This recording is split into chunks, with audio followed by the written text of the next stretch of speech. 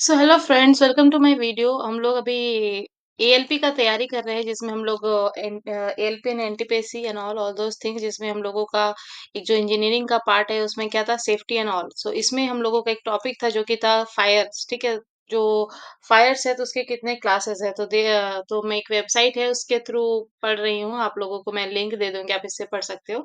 Okay, so what are the different type of classes of fire. So fire के कितने classes है, तो generally सब बोलता है कि 5 classes है, but it is mainly organized at class.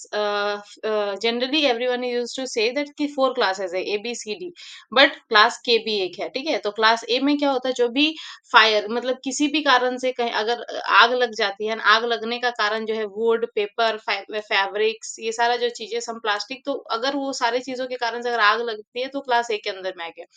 ठीक है, अगर आग लग रही है और वो आग लगने का कारण अगर आपका अल्कोहल है, ईथर है, गैसोलीन, ग्रीस वगैरह है, ये सारा चीज़ है, तो वो क्लास बी के अंदर में आएगा। ओके। एंड क्लास सी के अंदर में आएगा वो सारी चीज़ें, इलेक्ट्रिक इक्विपमेंट, वायरिंग एंड और जो भी है, वो सारी चीज़ों का अगर अंदर में आएगा तो that will be come under class C. Class D के अंदर अगर मान लो कि कोई मेटेलिक सब्सटेंस है, उसके कारण से अगर आग लगती है, जैसे कि सोडियम हो गया आपका, टाइटेनियम हो गया, कॉनियम हो गया, मैग्नीशियम हो गया, ये सारी चीज़ों के कारण से अगर आग लगती है तो वो कैटेगरी क्लास सी के अंदर आएगी। ठीक है? सिंपली याद करना कि क्लास ए मतलब basic wood plastic, class B मतलब आपका अल्कोहल, ये एलपीजी एंड ऑल, ये सारी चीज़ों के कारण से लग सकती है। क्लास सी मतलब आपका जो भी इलेक्ट्रिक सर्किट्स एंड फेलियर से रिलेटेड हो गया, और क्लास डी कोई मेटल वेटल से रिलेटेड हो गया। क्लास के जो है वो स्पेसिफिकली जब बोलता है कुकिंग, ये टर्म यूज़ करा जाएगा तो आप क्लास के यूज़ करना। इसमें ग्रीस या ऑयल फायर स्पेशली ये चीज़ों के कारण से जब होगा तो दैट कम अंडर क्लास के। ठीक है, इसमें क्या लिखा है, understanding the 5 different classes of fire you can determine the biggest fire risk. ठीक है, ये अब आप एक्स्ट्रा पढ़ सकते हो, बेसिकली ये हाईलाइटेड है। You can go to this website and you can read it all those thing. मैं प्रमोट नहीं कर रही हूँ, मैं जस्ट सर्च की और मुझे ये मिला।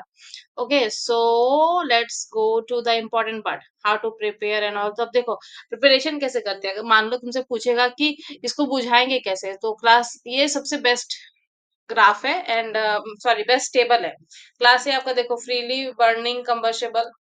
क्लास बी मतलब लिक्विड गैसेस के कारण से, क्लास सी मतलब इलेक्ट्रिकल फायर हो गया, क्लास डी मतलब मेटेलिक फायर हो गया, क्लास सी के कुकिंग एंड ग्रीस फायर हो गया। ठीक है, हाउ टू सप्रेस, इसको सप्रेस कैसे करेंगे, तो ये पानी के थ्रू हो जाएगा, स्मूथरिंग के थ्रू हो जाएगा। ये नॉन कंडक्टिव केमिकल्स होना चाहिए, क्योंकि इलेक्ट्रिक वायर से ऑब्वियसली बात है, तो आपका वाटर एंड ऑल ये सब से वो इलेक्ट्रिसिटी और ज्यादा मतलब क्या हो जाएगा, वो आग, वो पे घी डालने वाला काम हो गया, मतलब आपका आग बुझेगा नहीं। ठीक है, वो और ज्यादा एक्सप्लोसिव हो सकता है। मेटेलिक के लिए हम लोग ड्राई पावर का एजेंट का यूज करते हैं, एंड क्लास के लिए हम लोग स्मूथिंग वेट केमिकल का यूज करते हैं।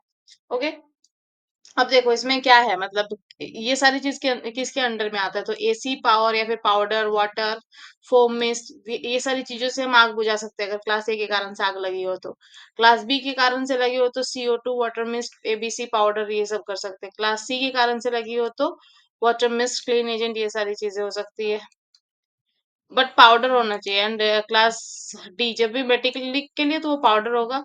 और इसमें क्या हो जाएगा, क्लास के लिए wait chemical, water mist. What is water mist, चलो वाटर मिस्ट के बारे में सर्च करते हैं।